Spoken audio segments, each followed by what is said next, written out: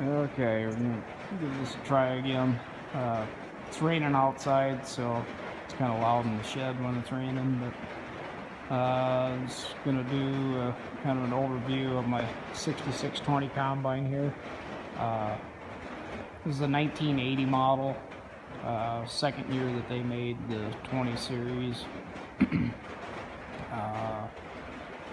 I bought this in 2002, so this will be 15 years that I've run this machine. I bought it, I think it had a little over 2,000 hours on it, or it might have had 2,400 I think, and it's got a little over 4,000 on it now. So with that amount of hours, I put a lot of money and a lot of work into it, but it still gets the job done, and I know how to work on it, so I keep running it. I guess I don't really know what to talk about too much on it, but I have added some HID lights to it. You can see them on the side there. The original ones look like candles compared to those, but it really helps at night because it seems like we always end up running a lot at night. Tires, I put new tires on it a couple years ago. That was not cheap, but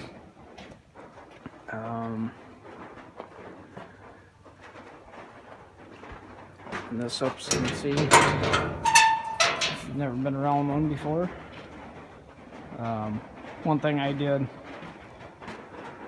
if you watched any of my other videos, you know I like my little label maker going around to a lot of the grease zerks and put how many hour intervals. Just makes it easy when you're walking around the machine. You just look for them yellow I mean, obviously 15 years I know where they're at, but it just kind of helps you when you're tired and in a hurry and stuff, to go through and do that. So there's your gauge there on your concave setting. I usually run it really low on beans, and see I'm down to actually below what they call them for soybeans. But if you watch my other videos, you know, beans are really tough this year, so it takes a lot of grinding to get them threshed out. Well, this combine's been sitting for a week, and these stems back here are still green. I did put a spreader on it. That helps a lot. Otherwise, it just had a pan back here, and it just basically shake off of both sides. So you get all your pods and all the fine stuff basically on 2 rows behind the machine. It always made it kind of a pain. Got a chopper on the back. Pretty much most of them all have them. So it's got the lighter duty rear axle. I don't know much difference between that and the heavier duty axle. I guess there is some weight back behind there. That's the valve for the spreader there to adjust it. Always got to have fire extinguishers. I've yet to start this one on fire, but we had a 4400 before this. We actually had 2 of them, and the first one we had burned up. So it happens fast, but I've actually got one there and one up on the front too, if you didn't see that. So it was in the engine compartment on our 4400 where it burned up, so but and we could have, my dad was running it, and he could have got it out, but he had it insured, and it wasn't the best machine anyway, so we just let her go. Yeah, I don't know. I guess I can take you up to the cab here.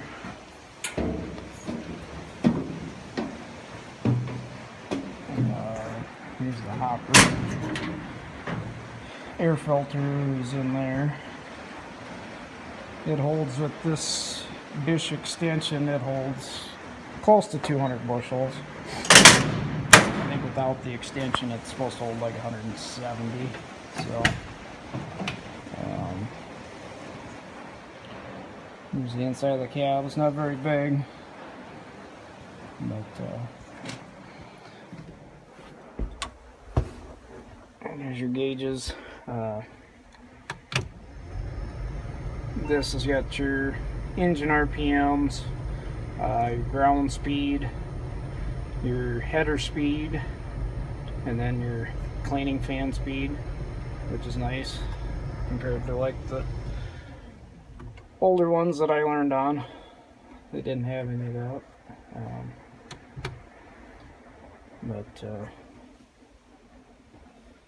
And obviously it's hydrostatic. And here's your up and down for your feeder house or your head. And then this is when you have the bean head on, to adjust your reel up and down, or you can take your hose up front for your variable speed for your header.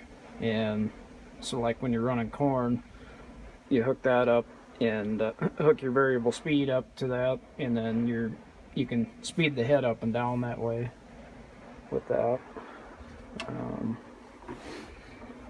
Got 4 gears in it. I don't know if this light's going to help much anyways. Yeah. Light switch, ether, which I've never shot ether in it. I got an extra light off to the side here. That's what that switch is for. 2-way, and yeah, little cab caddy there. Throttle, and then cylinder speed. Speed it up and down hydraulically here. Here's to adjust your reel speed. Speed it up and down. And all your warnings and stuff are down here. Got sensors on different parts of the machine, so basically when the shaft isn't turning a fast enough RPM, it'll go off telling you that you either got a belt slipping or something broke or whatever. So yeah, not much else about it, but I did have I didn't do it myself because I don't have the proper basically to suck the air conditioner stuff out. I did put a new the clutch went out on this compressor last fall, and I put a new compressor on it. But this hose was I don't know, it was loose up in here, so then it was leaking everything out that I was putting into it. So I had used to be a John Deere mechanic who built his own shop and works on them. These are hoses from AP Air, and they had an entire hose kit for the whole machine. So figured since one hose was bad, the rest of them were on their way.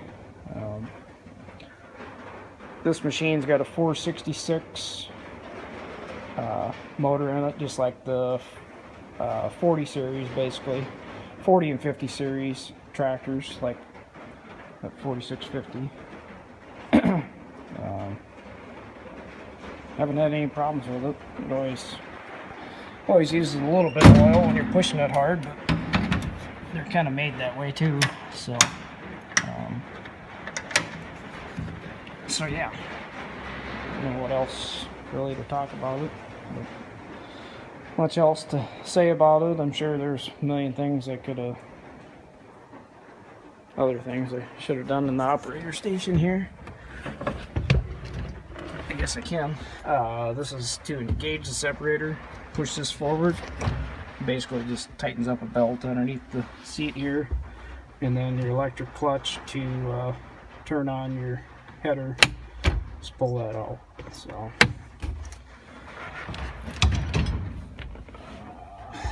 yeah. Well, I guess that about does it. Any other questions, you can sure leave them in the comments, or I don't know if you, yeah, I guess I said that and you probably heard it the whole time. It is raining. We've been rained out for almost a week, and we're getting at least probably 2 inches now, so, and it's not going to quit till tomorrow sometime, and then today's Friday. It's supposed to rain tonight and tomorrow, and not rain on Sunday, and chance again on Monday. So harvest 2017 is not going very good. I've only got I've run approximately 50 acres as all on beans, and it's not going good. I got, I don't know, probably 220 more acres to go, or 250, yeah, 250. But we'll get them eventually, so maybe it'll be Thanksgiving, but I know last year, and actually the last 3 years, I've been done by this point in time with soybeans, so it's kind of aggravating, but what do you do? Can't change the weather, so, well, thanks for watching.